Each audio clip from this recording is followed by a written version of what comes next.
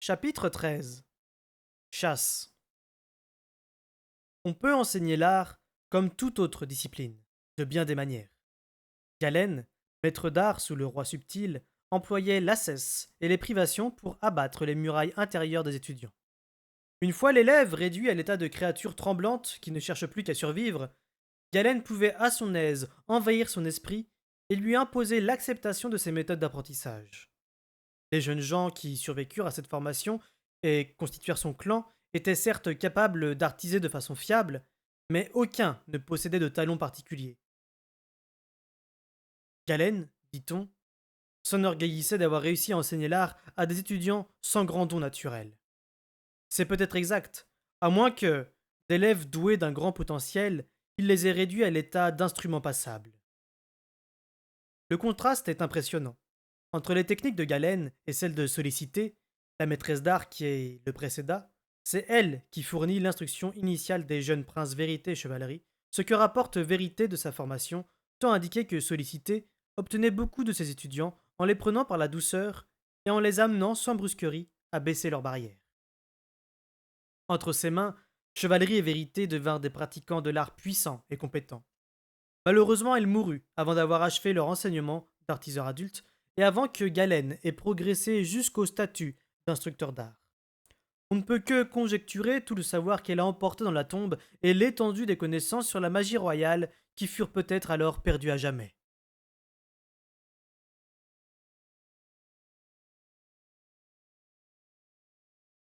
Je ne restai guère dans ma chambre ce matin-là. Le feu était éteint, mais le froid dont j'étais saisi n'était pas celui d'une chambre non chauffée. Cette pièce n'était plus que la coquille vide d'une existence dont j'allais bientôt me dépouiller. Elle me paraissait plus nue que jamais. Débarrassé de ma chemise, je fis ma toilette à l'eau froide en frissonnant et changeai enfin les pansements de mon bras et de mon cou. Je ne méritais pas des plaies aussi propres, mais, quoi qu'il en fût, elles étaient en bonne voie de guérison. Je m'habillai chaudement d'une chemise montagnarde rembourrée, d'un épais pourpoint de cuir et de surchausse, en cuir épais également, que je serrais sur mes jambes à l'aide de longues lanières. Je pris mon épée d'exercice et m'armai en plus d'une courte dague. Dans mon nécessaire de travail, je prélevai un petit pot de coiffe de la mort en poudre. Malgré tout cela, je me sentais sans défense, et ridicule aussi, en quittant ma chambre. J'allais tout droit à la tour de vérité. Il m'attendait pour travailler avec moi sur l'art, mais il me fallait le persuader que je devais chasser des forgisés aujourd'hui. Je grimpais les escaliers quatre à quatre, en souhaitant que la journée fût déjà passée. Toute ma vie se concentrait sur le moment où je frapperais à la porte du roi et lui demanderais la permission d'épouser Molly. Rien que de penser à elle, je fus envahi d'un mélange si bizarre d'émotions inconnues que je ralentis le pas pour essayer de faire le tri parmi elles. Puis j'y renonçai. Molly, dis-je tout bas, pour moi-même, comme un mot magique. Son nom raffermit ma résolution et me poussa de l'avant. Je m'arrêtai devant la porte et frappai sans discrétion. Je sentis plus que je n'entendis la permission d'entrer que me donna Vérité. Je poussai la porte et la refermai derrière moi. Matériellement, tout était tranquille dans la pièce. Une brise fraîche y pénétrait par la fenêtre ouverte, devant laquelle Vérité trônait dans son vieux fauteuil. Ses mains étaient posées sur l'appui-fenêtre et ses yeux fixés sur l'horizon. Il avait les joues roses et les doigts du vent lui ébouriffaient les cheveux. À part le faible courant d'air venu de l'extérieur, la pièce était calme et silencieuse. Pourtant, j'eus l'impression de m'être aventuré dans une tornade. La conscience de Vérité m'engloutit, m'aspira dans son esprit et m'emporta, en même temps que ses pensées et son art, loin sur la mer. Il me fit faire une tournée vertigineuse de tous les navires à portée de son esprit. Nous effleurâmes les calculs d'un capitaine marchand. Si le prix est suffisant, on prendra une cargaison d'huile pour le voyage de retour. Puis sautâmes jusqu'à une répareuse de filets qui travaillait rapidement de l'épissoir en marmonnant tandis que le capitaine l'injuriait parce qu'elle n'allait pas assez vite. Nous tombâmes sur un pilote qui s'inquiétait pour sa femme enceinte, chez eux, à terre, puis sur trois familles sorties ramasser des palourdes dans la lumière grise de l'aube, avant que la marée ne recouvre les bancs. Nous leur rendîmes visite, à eux, à une dizaine d'autres, avant que Vérité nous ramène en nous-mêmes.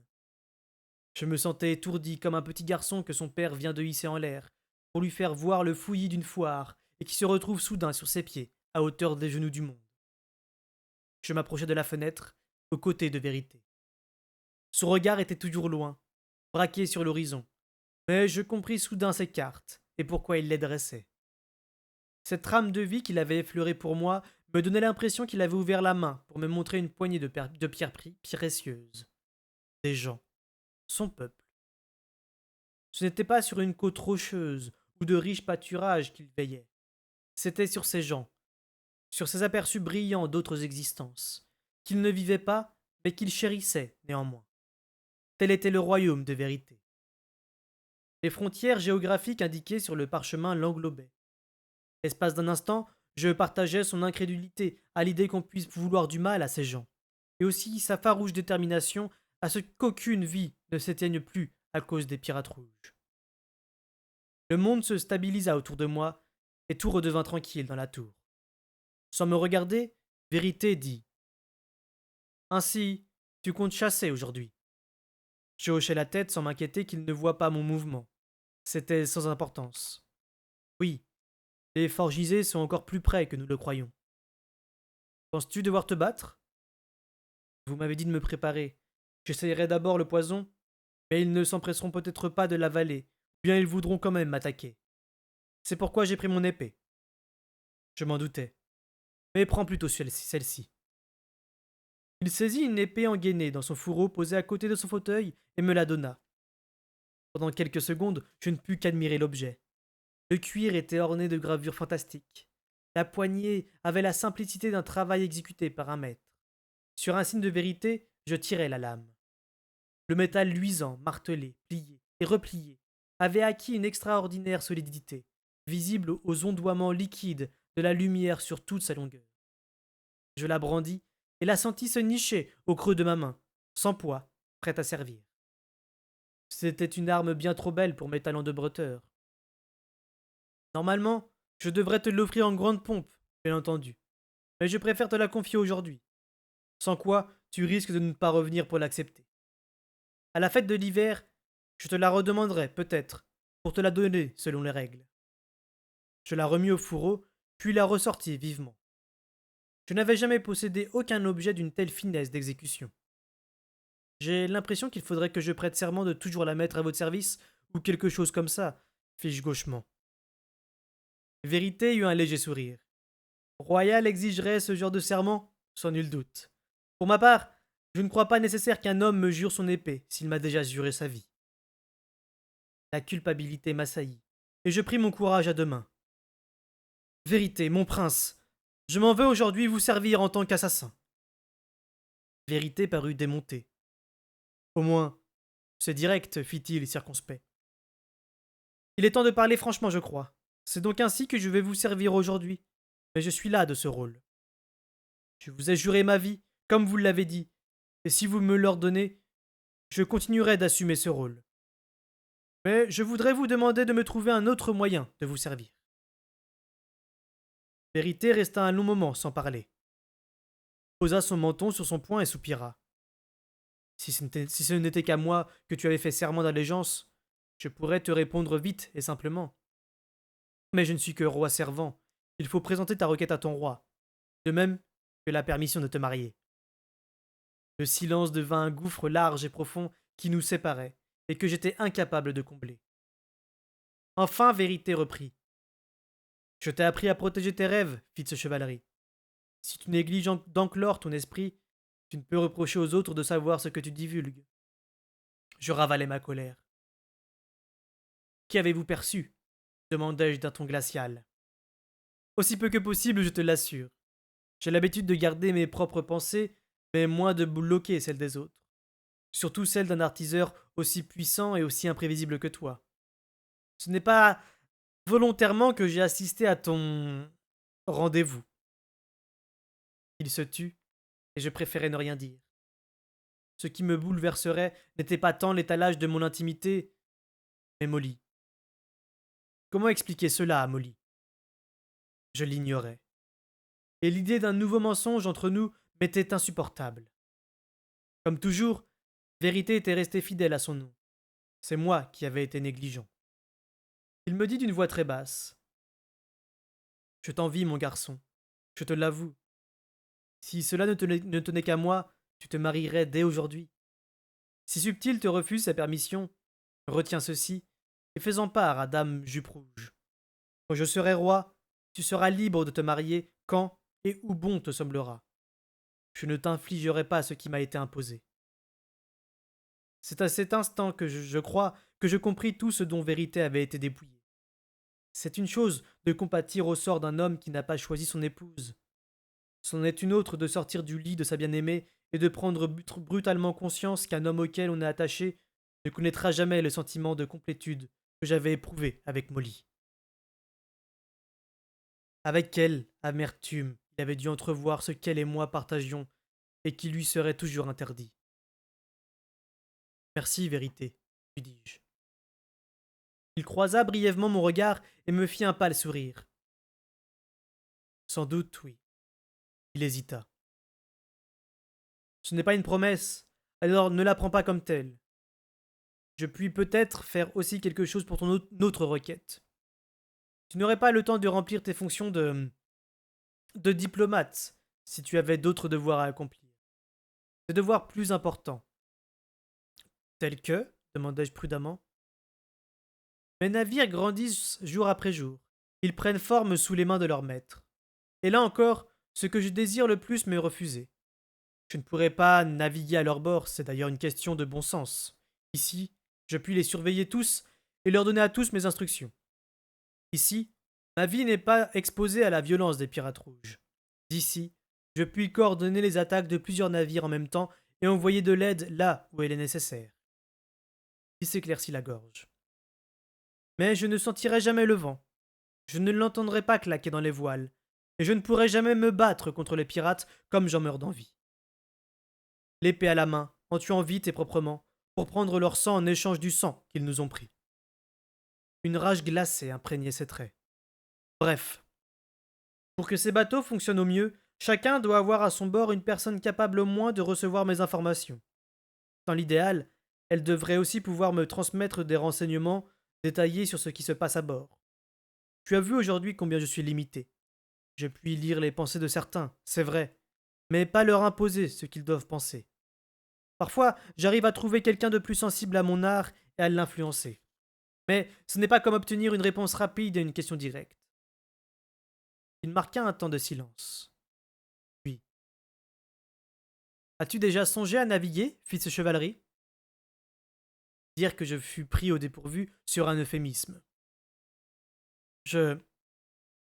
Vous venez de rappeler que ma capacité à artiser est imprévisible, messire, et hier, que dans un combat, je suis davantage bagarreur que bretteur, malgré l'enseignement de Hod, et aujourd'hui, je te rappelle que nous sommes déjà à la moitié de l'hiver. Il ne reste guère 2 mois avant le printemps, je te l'ai dit. C'est une possibilité, rien de plus. Je ne pourrai te fournir que très peu d'aide sur ce que tu devras savoir faire à ce moment-là. Peux-tu, d'ici le printemps, apprendre à maîtriser ton art et ton épée? Pour reprendre vos propres termes, mon prince, je ne puis le promettre, mais ce sera mon intention. Parfait. Vérité me dévisagea un long moment. Veux-tu commencer dès aujourd'hui? Aujourd'hui? Je dois chasser. Je préfère ne pas négliger mon devoir, même pour la tâche que vous m'assignez. Les deux ne sont pas incompatibles. Emmène-moi avec toi. Un instant, je le regardai d'un œil inexpressif, puis hochai la tête. Je croyais qu'il allait se lever, mettre des vêtements chauds et chercher une épée. Mais non. Il tendit la main vers moi et me saisit le poignet. Sa présence se déversa en moi, et mon instinct me hurla de ne pas le laisser faire. Ce n'était pas comme les autres fois où il se promenait dans mes pensées comme on trie des papiers sur un bureau. Cette fois, c'était une véritable invasion de mon esprit, comme je n'en avais plus connu depuis l'assaut de Galène. Je voulus me dégager, mais sa main était comme un étau sur mon poignet. Tout s'immobilisa. Tu dois me faire confiance. As-tu confiance en moi? Pétrifié, je frissonnais et suais comme un cheval qui a trouvé un serpent dans son box. Je ne sais pas. Réfléchis, ordonna-t-il. Il se retira légèrement. Je le sentais toujours présent, en attente, mais je savais qu'il se tenait à l'écart de mes pensées. Mon esprit travaillait frénétiquement. Il me fallait jongler avec trop d'éléments. Je devais me plier au désir de vérité si je voulais me libérer de mon existence d'assassin. C'était l'occasion de reléguer tous mes secrets au passé, au lieu d'en exclure éternellement Molly et la confiance qu'elle avait en moi. Mais comment faire pour cacher à vérité l'existence d'Œil de Nuit et tout ce que nous partagions? Je tendis mon esprit vers le loup. Notre lien est secret, il doit le rester. Aussi, aujourd'hui, je dois chasser seul, tu comprends?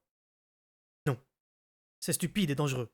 Je serai là, mais fie-toi à moi pour être invisible.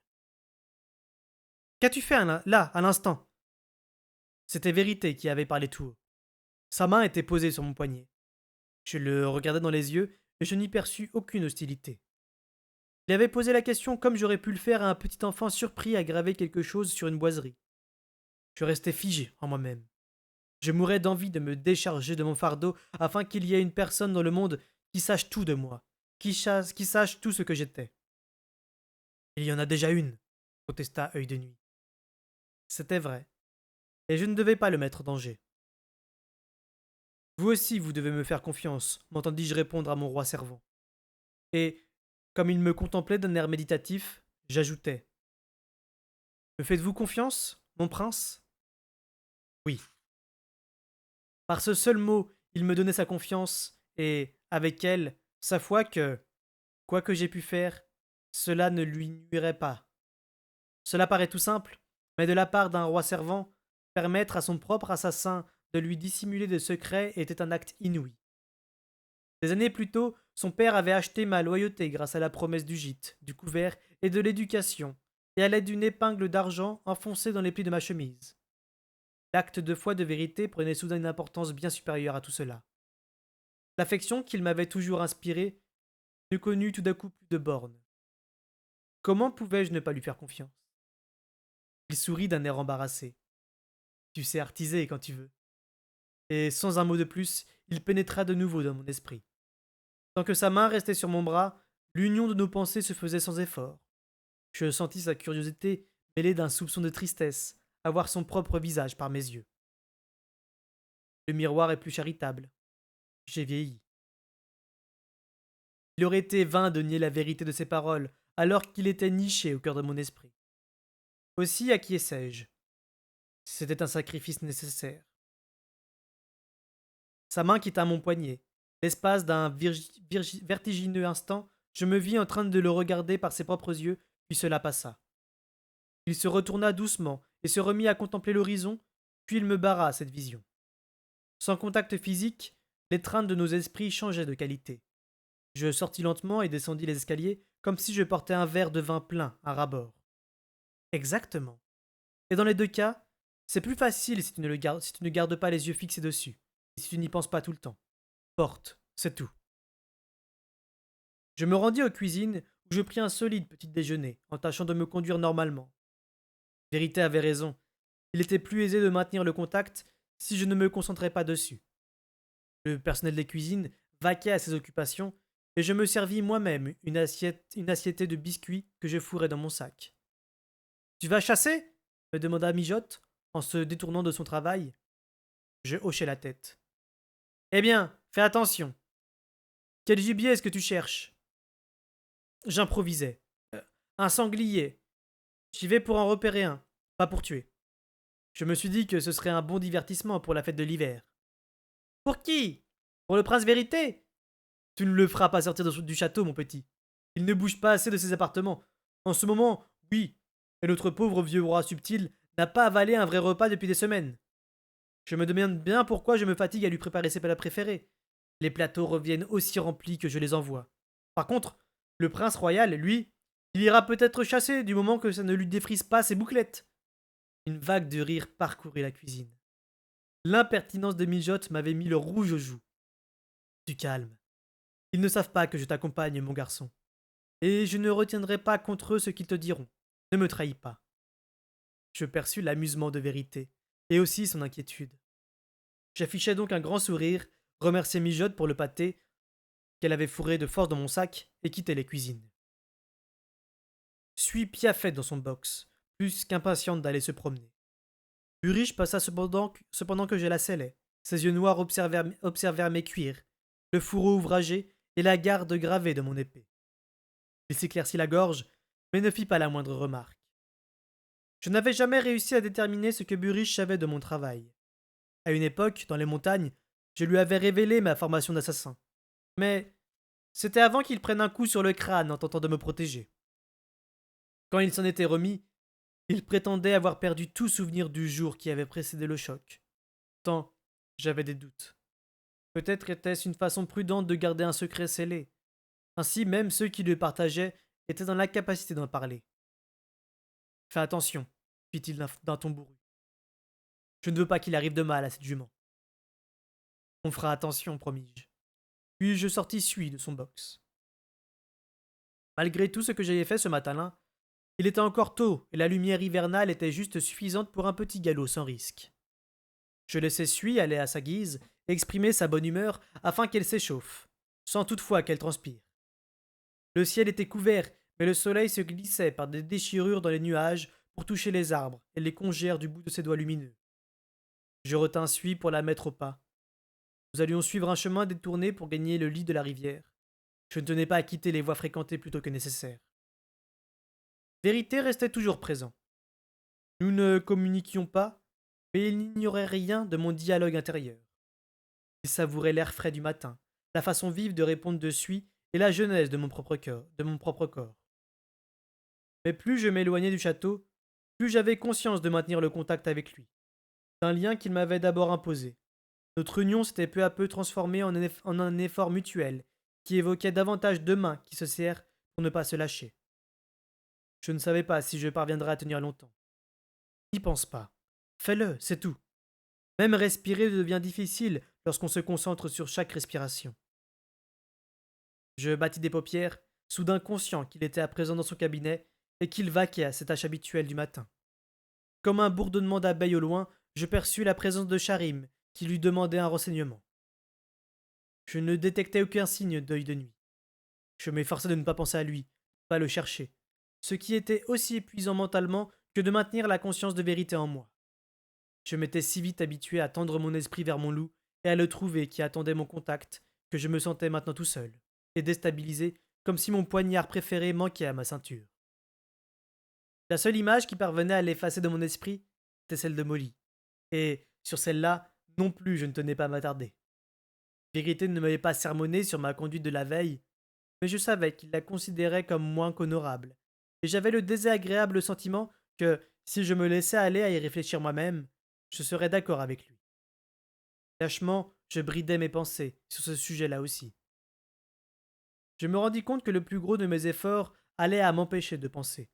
Je secouai la tête et m'ouvris au monde qui m'entourait. La route que je suivais n'était guère fréquentée.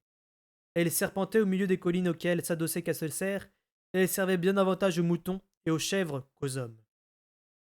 Plusieurs dizaines d'années auparavant, un incendie déclenché par la foudre avait ravagé cette zone. Et il y était repoussé surtout des bouleaux et des peupliers, à présent nus et chargés de neige.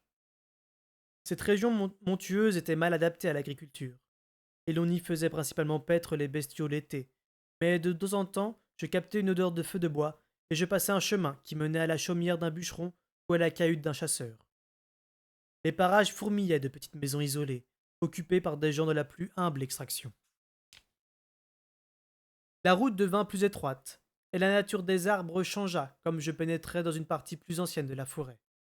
Là, les conifères sombres croissaient encore drus et se pressaient au bord de la route. Leurs troncs étaient immenses, et, sous leurs branches étalées, la neige s'amoncelait en tas inégaux. La plus grande partie de ce qui était tombé cette année reposait encore sur les ramures aux aiguilles épaisses. Le sous-bois n'était guère broussailleux, et je n'eus aucun mal à faire quitter la piste à suie. Nous avançâmes sous la voûte des arbres chargés de neige dans un jour grisâtre. La clarté du ciel semblait étouffée par la pénombre des grands arbres. Tu cherches un endroit particulier. Tu as des renseignements précis sur la localisation des forgisés? On les a vus sur la berge d'une certaine rivière en train de dévorer une carcasse de daim. C'était hier. J'ai pensé que nous pourrions les suivre à partir de là. Qui les a vus? J'hésitais. Un ami. Il fuit la compagnie des hommes. Mais j'ai gagné sa confiance, et parfois, quand il voit des choses bizarres, il m'en fait part. Hmm. Je sentis les réserves de vérité devant ma réticence. Bien, je ne t'en demanderai pas plus. Certains secrets sont indispensables, j'imagine. Ça me rappelle une petite fille simplette que j'ai connue. Elle s'asseyait toujours au pied de ma mère, qui lui fournissait le couvert et de quoi s'habiller, et qui lui donnait des babioles et des friandises.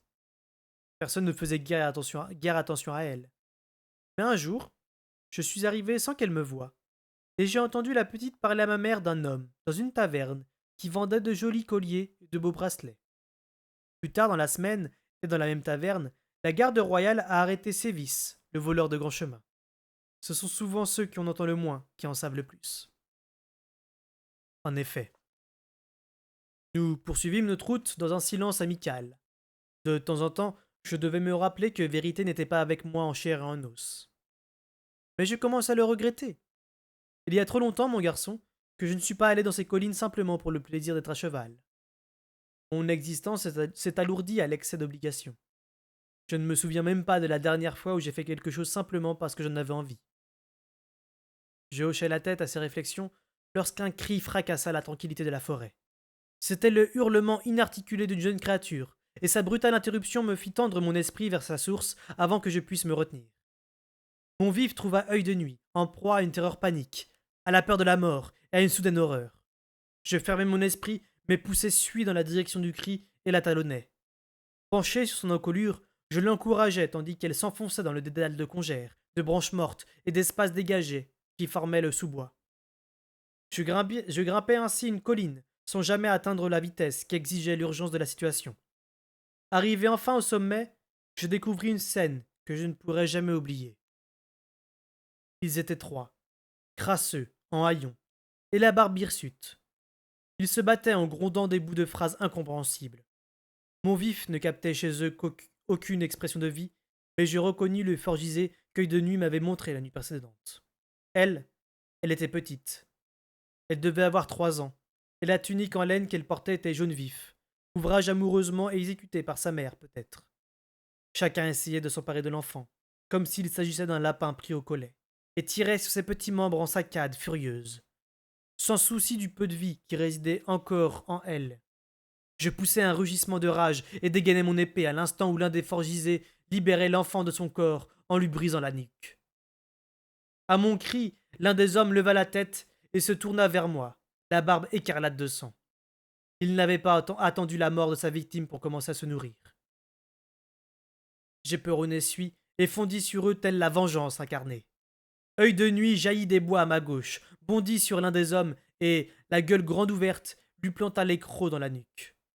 Un autre me fit face comme j'arrivais et leva futilement la main pour se protéger de mon épée.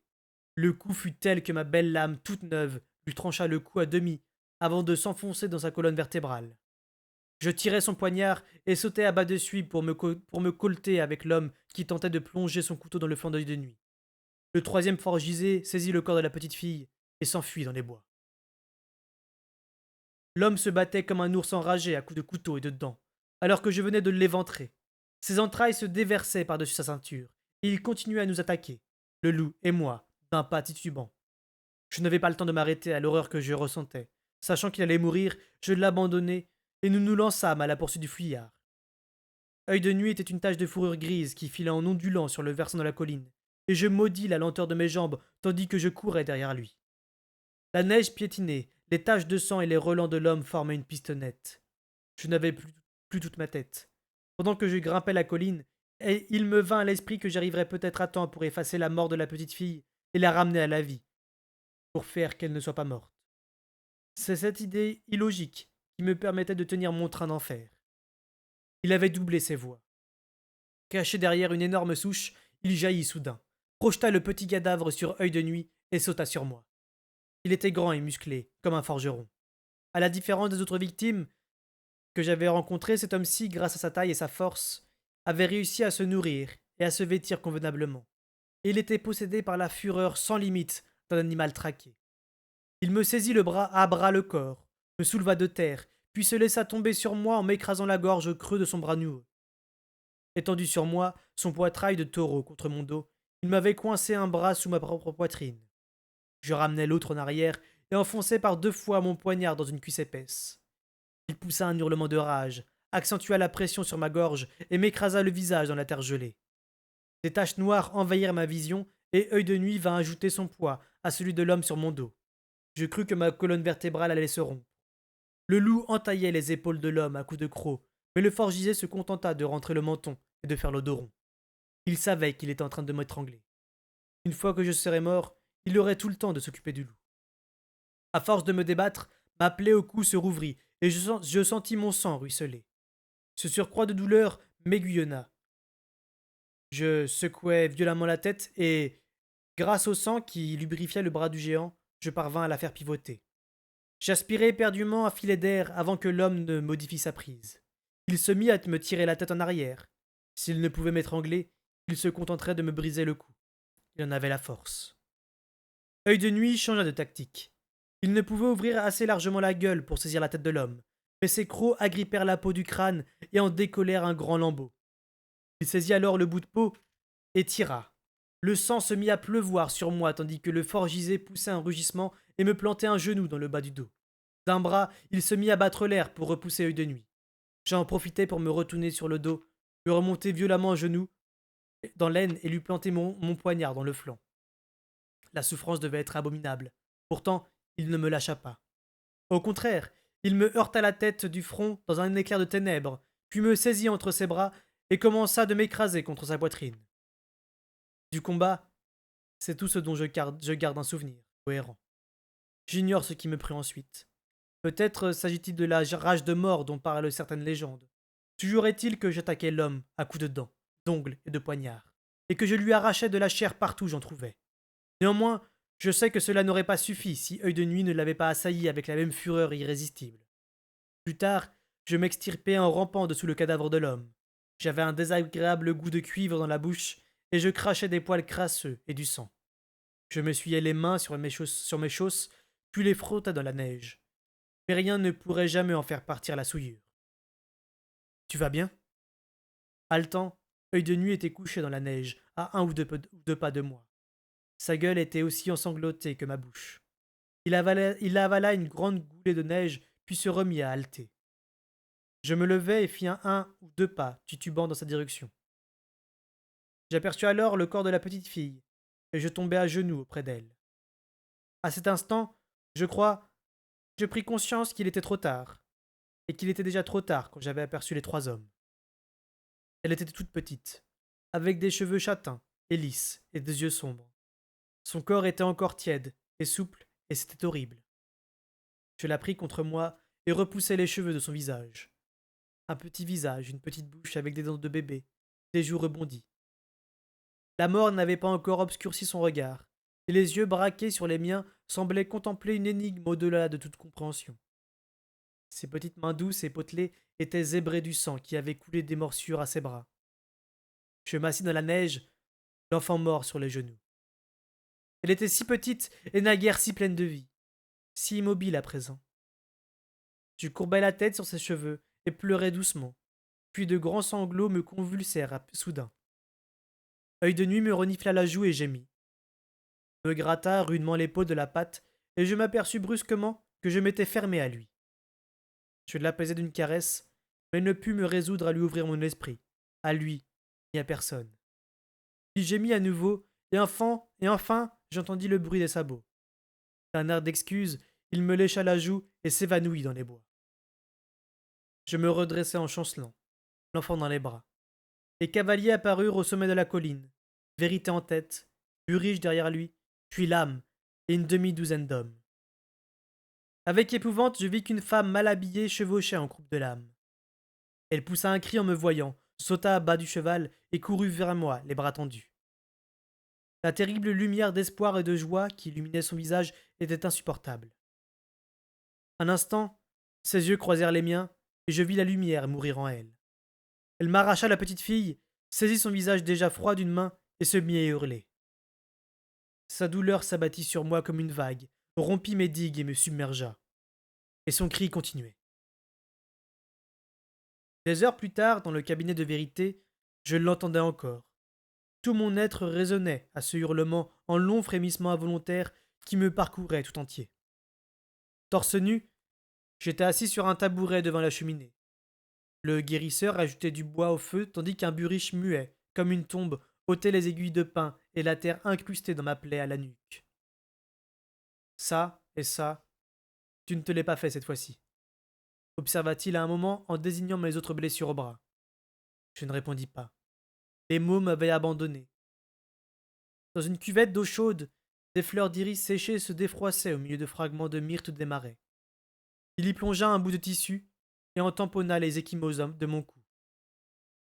Le forgeron avait de grandes mains, fit-il. Vous le connaissiez demanda le guérisseur en se retournant. Pas vraiment. Je l'avais aperçu une fois ou deux à la fête du printemps, quand les marchands itinérants viennent proposer leurs produits au bourg. Ils vendaient des boucles et des morts de fantaisie en argent pour les harnais. Le silence retomba et Buriche poursuivit son travail. Le sang qui teintait l'eau de la cuvette n'était pas le mien, pour la plus grande partie. À part de nombreuses ecchymoses et contusions, je m'en tirais surtout avec des éraflures, des entailles et une énorme bosse au front. J'en éprouvais d'ailleurs comme de la honte. La petite fille était morte. J'aurais dû au moins être blessé. J'ignore pourquoi, mais j'y aurais vu une certaine justice. Je regardai Buriche, pensai soigneusement mon avant-bras, puis le guérisseur m'apporta une chope de thé. Buriche s'en appara, la renifla d'un air pensif, puis me la passa. J'y aurais mis moins de valériane, remarqua-t-il simplement. Le guérisseur recula et alla s'asseoir près de l'âtre. Charim entra avec un plateau chargé de plats. Il débarrassa une petite table et se mit à disposer les mets. Peu après, Vérité arriva à grandes enjambées. Il ôta son manteau et le jeta sur le dossier d'un fauteuil. J'ai mis la main sur le mari au marché, dit-il. Il est avec sa femme maintenant. Elle avait laissé la petite à jouer sur le seuil de leur maison pendant qu'elle allait chercher de l'eau à la rivière. À son retour, la petite avait disparu. Il me lança un coup d'œil, mais je ne pus soutenir son regard. Nous l'avons trouvée dans les bois en train d'appeler sa fille. Je savais. Il se tourna soudain vers le guérisseur. Merci, Dame. Si vous en avez terminé avec Fitzchevalerie, vous pouvez nous laisser. Mais je n'ai même pas examiné, c'est. Il va bien. Buriche avait enroulé un bandage autour de ma poitrine en le faisant passer sous mon bras valide pour essayer de maintenir le pansement en place sur mon cou. La morsure se situait juste sur le muscle placé entre l'épaule et la gorge. Je m'efforçais de trouver quelque chose d'amusant dans le regard irrité que le guérisseur lança au maître d'écurie avant de s'en aller. Buriche ne le vit même pas. Vérité tira un fauteuil jusque devant moi. Je voulus porter la chope à mes lèvres, mais Buriche me la prit des mains d'un geste désinvolte. Quand tu auras fini de parler. Avec ce qu'il y a de valériane là-dedans, tu tomberas raide endormi. Il s'éloigna avec la chope, en versa la moitié dans le feu, et dilua le reste avec de l'eau chaude. Cela fait, il se croisa les bras et s'appuya au manteau de la cheminée, les yeux sur nous. Je revins à Vérité et attendis qu'il prenne la parole. Il soupira. J'ai vu l'enfant en même temps que toi, et les forgisés qui se battaient pour sa possession. Et tout d'un coup, tu as disparu. Notre union s'est dissoute et j'ai été incapable de te recontacter, même en y mettant toute ma puissance. Je savais que tu avais des ennuis, et je suis parti te rejoindre le plus vite possible. Je regrette de ne pas avoir été plus rapide. Je mourrais d'envie de tout lui avouer, mais ce serait peut-être trop en révéler. Être détenteur des secrets d'un prince ne me donnait pas le droit de les divulguer. Je jetai un coup d'œil à Buriche. Il était occupé à étudier le mur. Merci, mon prince, dis-je d'un ton formaliste. Vous n'auriez pu faire plus vite, et, même dans le cas contraire, ça aurait encore été une peine perdue. Elle est morte presque à l'instant où je l'ai aperçue. Vérité baissa les yeux sur ses mains. Je le savais. Mieux que toi. C'est pour toi que je m'inquiétais. Il me regarda en essayant de sourire. Le trait le plus distinctif de ton style au combat, c'est ta façon effarante d'y survivre. Du coin de l'œil, je vis Buriche réagir. Ouvrir la bouche pour parler, puis la refermer. Une peur glacée s'éveilla en moi. Il avait vu les cadavres des forgisés. Il avait observé les traces. Il savait que je ne m'étais pas battu seul contre eux. Rien n'aurait pu davantage assombrir cette journée déjà lugubre. J'eus la sensation que mon cœur se transformait en glaçon. Et le fait qu'il n'ait encore rien dit qu'il réserva ses accusations pour le moment où nous serions seuls, n'arrangeait rien. Fit-ce chevalerie? Fit Vérité. Je sursautai. Je vous demande pardon, mon prince. Il éclata d'un rire, qui évoquait plutôt un aboiement. Assez de mon prince. Dans les circonstances présentes, je t'en dispense volontiers. Et Buriche aussi. Lui et moi nous connaissons bien. Ne donnez pas du mon prince à mon frère en de tels moments. N'oublie pas qu'il était l'homme lige de mon frère. Chevalerie puisait dans son énergie, et souvent sans y aller de main morte. Buriche, j'en suis persuadé, sait que je me suis servi de toi de la même façon, et aussi que j'ai voyagé par tes yeux aujourd'hui, du moins jusqu'en haut de la colline. Je me tournai vers Buriche qui hocha lentement la tête. Ni lui, ni moi ne savions exactement les raisons de sa présence à cette réunion. Je t'ai perdu lorsque tu as été pris de ta rage de combat. Si je veux pouvoir t'employer à mon gré, ça ne doit pas se reproduire. Vérité se tapota un moment les cuisses du bout des doigts, car songeur. Je ne vois qu'une manière pour toi d'apprendre. C'est de t'exercer. Buriche, Chevalerie m'a raconté un jour qu'acculé, tu te défendais mieux à la hache qu'à l'épée. Buriche parut surpris. Manifestement, il ne s'attendait pas que Vérité sache cela sur moi. Il hocha de nouveau la tête, lentement. Il se moquait de moi à ce sujet. Il disait que c'était un outil digne d'un bagarreur de taverne, pas une arme de gentilhomme. Vérité se permit un petit sourire. C'est tout à fait approprié au style de Fitz alors. Tu lui apprendras la hache. Je ne crois pas que ça fasse partie de l'entraînement de Odd, de manière générale, bien qu'elle puisse sans doute l'enseigner si on le lui demande. Mais j'aimerais autant que tu t'en occupes, parce que je veux que Fitz s'y exerce tout en gardant le contact avec moi. Si nous arrivons à fondre les deux formations en une, il arrivera peut-être à dominer les deux disciplines en même temps. Et, si c'est toi son professeur, il ne sera pas trop distrait par la nécessité de dissimuler ma présence. Peux-tu t'en charger? Ulrich ne parvint pas tout à fait à cacher son effarement. Oui, mon prince. Alors, mets-y dès demain, le plus tôt possible. Je sais que tu as d'autres devoirs et que tu ne disposes déjà pas d'assez d'heures pour toi-même. N'hésite pas à déléguer certaines tâches à Pogne. Il me paraît très compétent. C'est vrai, acquiesça Buriche d'un air circonspect. Encore un petit renseignement sur lui que possédait Vérité. Parfait dans ce cas. Vérité se radossa dans son fauteuil. Il nous regarda tour à tour, comme s'il donnait ses instructions à une salle pleine d'officiers. Quelqu'un voit-il une difficulté? Je reconnus dans cette question une façon polie de mettre un terme à la réunion. Messire, fit Buriche. Sa voix était grave, sa voix grave était très assourdie et hésitante. Si je peux, je ne veux pas discuter le jugement de mon prince, mais je retins mon souffle. Nous y étions, le vif. Dis ce que tu as sur le cœur, Buriche. Je croyais m'être clairement exprimé. Ici, les mon prince ne sont pas de mise. Qu'est-ce qui t'inquiète? Très droit, Buriche soutint le regard du roi servant. Est-ce convenable? Bâtard ou non, c'est le fils de chevalerie. Ce que j'ai vu dans les collines aujourd'hui, une fois lancé, Buriche ne pouvait plus s'arrêter. Il faisait des efforts pour ne pas laisser la colère percer dans sa voix. Vous l'avez envoyé. Il est allé tout seul dans un véritable abattoir.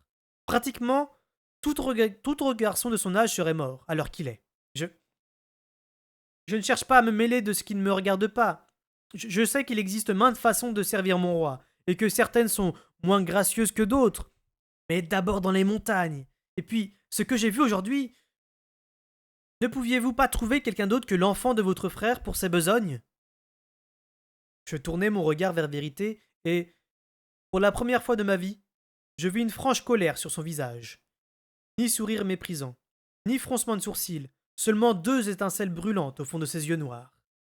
Ses lèvres n'étaient plus une fine ligne plate. Mais quand il parla, ce fut d'un ton égal. Regarde mieux, Buriche. Ce n'est pas un enfant que tu as devant toi. Et réfléchis mieux. Je ne l'ai pas envoyé seul. Je l'ai accompagné dans ce que nous pensions devoir être une chasse d'approche, et non un affrontement direct. Ça n'a pas tourné comme prévu, mais il s'en est sorti, comme il s'est déjà sorti de situations similaires. et comme il s'en sortira encore probablement. Vérité se mit brusquement debout, et mes sens perçurent un alourdissement de l'atmosphère, un bouillonnement d'émotions. Même Buriche parut y être sensible, car il me jeta un coup d'œil, puis se contraignit à l'immobilité, tel un soldat au garde à vous, cependant que Vérité arpentait la pièce. Non. Si j'avais eu mon mot à dire, ce n'est pas ce que j'aurais choisi pour lui. Ce n'est pas ce que je choisirais pour moi-même. Ah, s'il était né à une époque moins troublée. S'il était né dans un lit conjugal et si mon frère était toujours sur le trône. Mais ce n'est pas la situation qui m'est échue, ni à lui, ni à toi. Par conséquent, il sert, tout comme moi. Sacrebleu. Ketriken a raison depuis le début. Le roi est l'oblat du peuple. Et son neveu aussi. Ça a été un vrai carnage dans les collines. Je sais de quoi tu parles. J'ai vu l'âme s'éloigner pour vomir après avoir vu un des cadavres. Je l'ai vu garder ensuite ses distances avec Fitz. J'ignore comment ce jeune homme s'en est tiré vivant. En faisant ce qui était nécessaire, je suppose. Alors moi, que puis-je faire, Buriche? Que puis-je faire? J'ai besoin de lui. J'ai besoin de lui pour cette immonde guerre secrète, car il est le seul qui soit équipé et formé pour la mener. Tout comme je monte dans ma tour et, sur les ordres de mon père, je me consume l'esprit à tuer de façon sournoise et répugnante. Quoi que Fitz doive faire, quels que soient les talents auxquels ils doivent recourir, mon cœur s'arrêta de battre, l'air se transformant en glace dans mes poumons. Il doit s'en servir. Parce que nous en sommes là, à présent. À survivre parce que c'est mon peuple. Je m'aperçus que c'était moi qui avais parlé lorsqu'ils se tournèrent d'un bloc pour me dévisager. Le silence s'abattit soudain dans la pièce. Je pris mon inspiration. Il y a très longtemps, un vieil homme m'a dit qu'un jour je comprendrais quelque chose. Il a dit que les gens des Six-Duchés étaient mon peuple, que c'était dans mon sang de les protéger, de ressentir leurs blessures, comme les miennes. Je clignai les yeux pour effacer Imbre et le village de Forges. Il avait raison, repris-je, non sans mal au bout d'un moment. C'est mon enfant qu'on a tué aujourd'hui, Buriche. Et mon forgeron. Et deux autres hommes. Pas les forgisés, les pirates rouges. Et il me faut leur sang en échange. Je dois les chasser de mes côtes. C'est aussi simple que manger ou respirer. Je dois le faire. Leurs regards se croisèrent par-dessus ma tête. Bon sang ne saurait mentir, fait Vérité à mi-voix. Mais dans sa voix, il y avait une ardeur et une fierté qui apaisèrent les tremblements dont j'étais secoué depuis le matin. Un grand calme m'envahit. J'avais fait ce qu'il fallait, aujourd'hui. Je le sus comme un fait indéniable. Mon devoir était odieux et avilissant, mais c'était le mien, et je l'avais accompli. Pour mon peuple. Je me tournai vers Buriche. Il me regardait avec l'air méditatif qu'il arborait en général lorsque le plus chétif d'une portée manifestait des capacités inhabituellement prometteuses. Je lui apprendrai les quelques techniques que je connais à la hache, dit-il à Vérité, et deux ou trois autres choses. Voulez-vous que nous commencions demain avant l'aube? Très bien, répondit Vérité, avant que j'aie le temps de protester. Et maintenant, à table. Je m'aperçus que je mourrais de faim. Je me levai pour aller m'attabler, mais Buriche se dressa soudain près de moi. Lave-toi les mains et la figure, Fitz, me dit-il avec douceur. L'eau parfumée de la cuvette était noire de sang du forgeron quand j'eus fini.